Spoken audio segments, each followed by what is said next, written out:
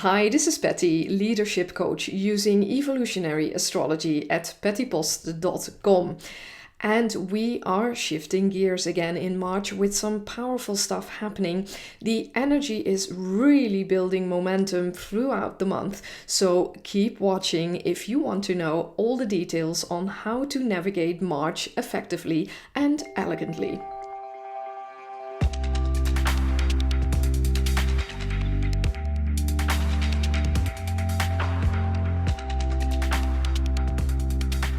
We start the month with Mercury still retrograding through Pisces, and as of the 4th of March, he will even dip back into Aquarius for a while, and I will talk about Mercury more in a bit.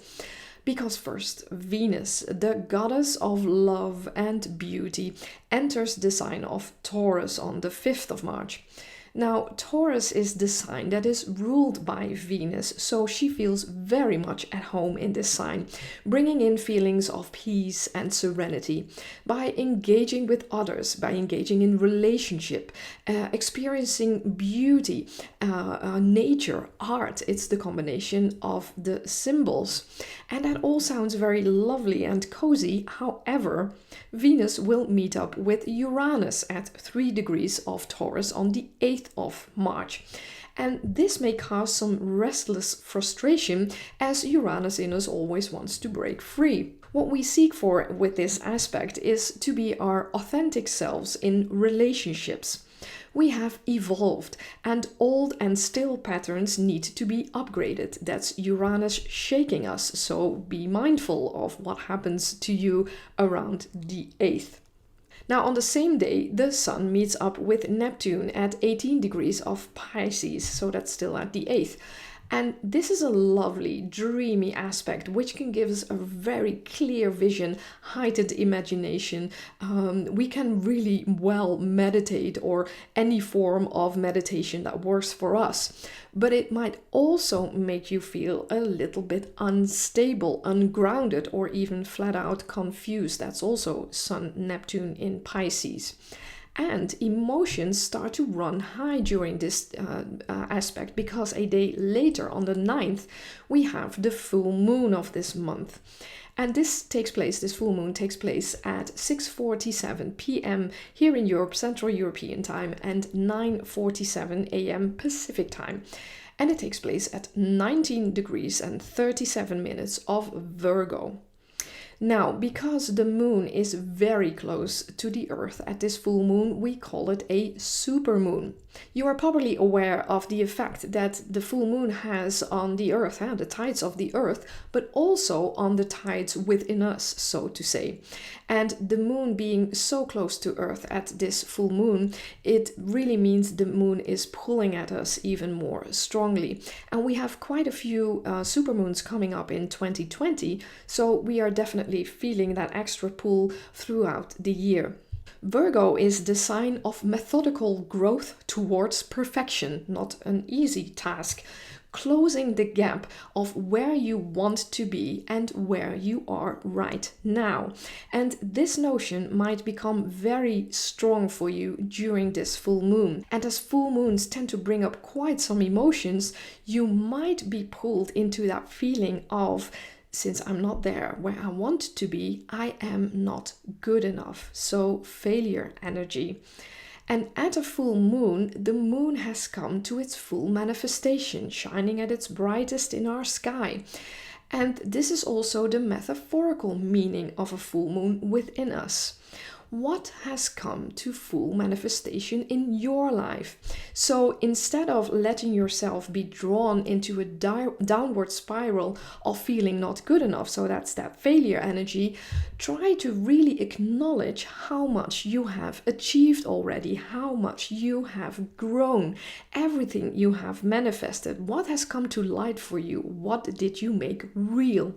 And to make this even more specific, see where 19 degrees of Virgo falls in your personal birth chart, as this is the area where this peak of energy is taking place for you personally.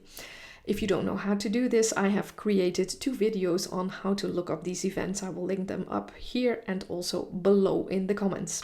Now, interestingly, the sign of Virgo is also connected to hygiene and health. And of course, we all know what's going on with the coronavirus currently spreading our globe. And since full moons are always the peak of the month, we might experience a spike in the prevalence of this virus. And I'm pretty sure we will not be done by it after the full moon, but we might see that spike in the prevalence, as I said, at this full moon. Now, Mercury has dipped back into Aquarius by this time and is virtually standing still at this full moon, preparing himself to start moving direct on the 10th of the month here in Europe. And since Aquarius is the sign of the genius, new and innovative ideas might spark in you. And Aquarius is going to be the next thing for us anyway, as we are starting a whole new cycle of Jupiter and Saturn moving into Aquarius by the end of the year. So Saturn is doing a test run in March already, as he will be moving into Aquarius later this month for a brief time, and I will talk about that in a moment. And let's not forget that in the backdrop of all I have described about March so far, we still have the ongoing Capricorn powerhouse energy going on with Jupiter, Saturn and Pluto, and also Mars in Capricorn.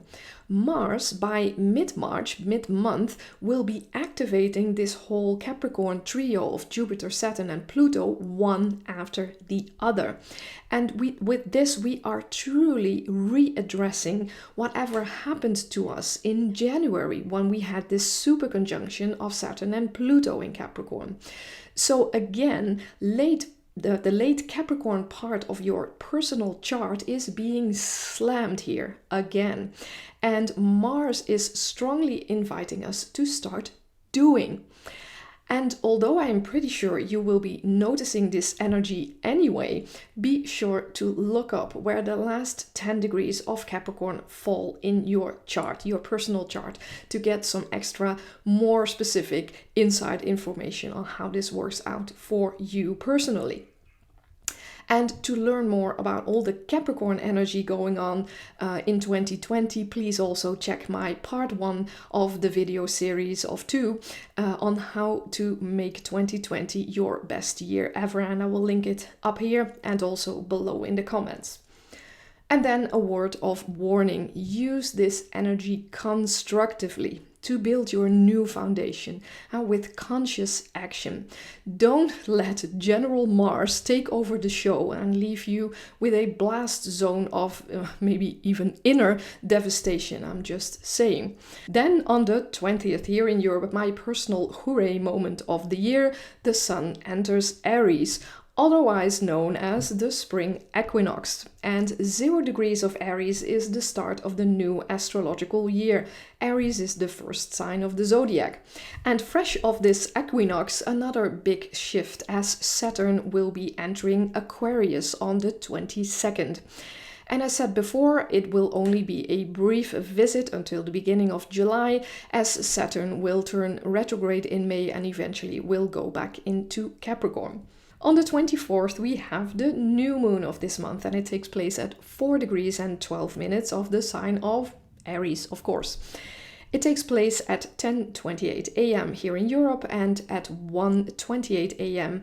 PST, that's Pacific time. Now, Aries is about having the courage to walk the path that is right for you and let no one stand in your way, not even your own fears. That is true Aries. This is the sign of initiation, starting something new. And since new moons are always a fresh start for us anyway, every single month, this is a very powerful new moon because it's in Aries.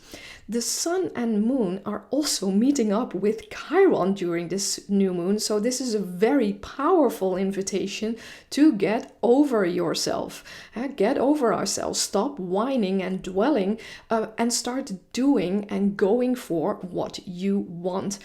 Chiron in astrology is always associated with woundedness, which is also my experience. But all that Chiron wants for you is to get past the feeling of woundedness and start claiming your talents. Be courageous, especially in Aries. And again, look up where 4 degrees of Aries falls for you in your personal birth chart. You make this initiation so more personal and specific in this way. And again, I will link the 2 videos on how to look this up. Be sure to check it out. Finally, on the 30th, Mars leaves Capricorn and enters Aquarius, immediately teaming up with Saturn again, highlighting the whole Aquarian age theme and presenting us with sort of a test run of all that Aquarian energy that is coming our way by the end of 2020. And in part 2 of my video on how to make 2020 your best year ever, this is all about that dawning of the new Aquarian age, and I will also link this video above and below.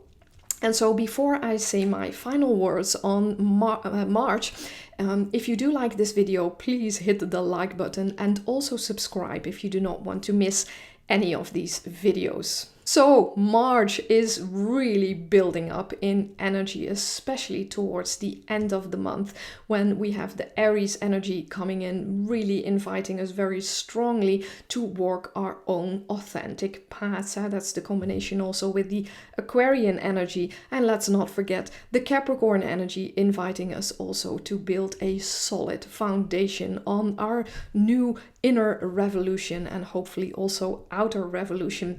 So wishing you a wonderful month and a happy spring equinox. See you next month. Bye.